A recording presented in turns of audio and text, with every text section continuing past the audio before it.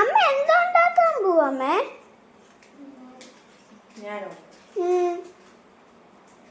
അന്ന് എന്തെങ്കിലും വേണം സ്പെഷ്യലായിട്ട്. ചായ ഇടാൻ പോവാണോ? ചായ അല്ല, പിന്നെ കുറച്ച് ഫ്രൂട്ട് സലാഡാണോ പറഞ്ഞത്? നമുക്ക് ഇച്ചിരി ഫ്രൂട്ട് സലാഡ് ഉണ്ടാക്കാം. ഓക്കെ. പാൽ ഒഴിച്ചിട്ടുണ്ട് കേട്ടോ. പാല് തിളങ്ങട്ടെ, പഞ്ചസാര ഇട്ട് കൊടുക്കണം.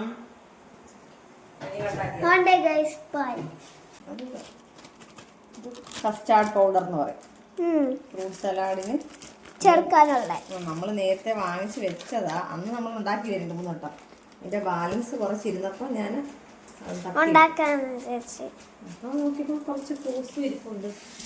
അപ്പം നമുക്കത് ഉണ്ടാക്കാം. ഇതിന് കുറച്ച് പാൽ ഒഴിച്ചിട്ട് ഇത് കട്ടയില്ലാണ്ട് നമുക്ക് കലക്കി വെക്കാം. ഇവിടെ പാല് മറ്റേ നമ്മൾ അടുപ്പി വെച്ചില്ലേ പാല്, തിളച്ച് വരുമ്പോൾ നമ്മൾ അതിനകത്ത് ഒഴിച്ചിട്ട് മിക്സ് ചെയ്തിരുമ്പോൾ പെട്ടെന്ന് അത് കുറുകി കിട്ടും.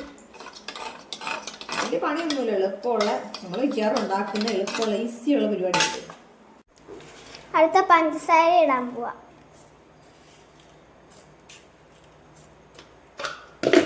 പഞ്ചസാര ഇട്ടിട്ടുണ്ട് കേട്ടോ. നമുക്ക് ഇനി എന്തോ ഇടുന്ന പാറു? ഇനി ഇത് ഒഴിക്കുവല്ലേ ചെയ്യുന്നത്? കസ്റ്റാർഡിലേക്ക് നമുക്ക് ഇവരോട് ഒഴിച്ചു കൊടുക്കാം കേട്ടോ. എന്നിട്ട് ഇനി ഇത് ഇളക്കിക്കൊണ്ടേ ഇരിക്കണം, എന്നിട്ട് ഇത് കട്ട പിടിക്കും. മിൽക്ക് മെയ്ഡ് ഒഴിച്ചു കേട്ടോ. മിൽക്ക് മെയ്ഡ് തീർന്നിട്ടുണ്ട്, പിന്നെ ചെവിട് വലിച്ചിട്ടാണ് ഈ ഒഴിക്കുന്നത് കേട്ടോ. കുറുകിയിട്ടുണ്ട് കേട്ടോ. ഇത് നമുക്കിനി തണുക്കാൻ വെക്കാം. ഫാനിൻ്റെ ചോട്ട് വെച്ച് തണുപ്പിച്ചിട്ട് കുറച്ച് നേരം ഫ്രിഡ്ജ് വെച്ച് തണുപ്പിച്ചെടുക്കാം. ഇപ്പം ഫ്രൂട്ട്സ് ഒന്നും മിക്സ് ചെയ്യരുത്. ഇത് ഫ്രിഡ്ജ് വെച്ച് തണുപ്പിച്ചെടുത്തിട്ട് കഴിക്കാൻ നേരം മാത്രമേ ഫ്രൂട്ട്സ് മിക്സ് ചെയ്യാവുള്ളൂ കേട്ടോ. ഇത് പഴവും പൈനാപ്പിളും മാതളവും മാത്രമേ ഇവിടെ ഉള്ളായിരുന്നു, അത് ഇട്ടിട്ടാണ് ഉണ്ടാക്കിയേക്കുന്നത്.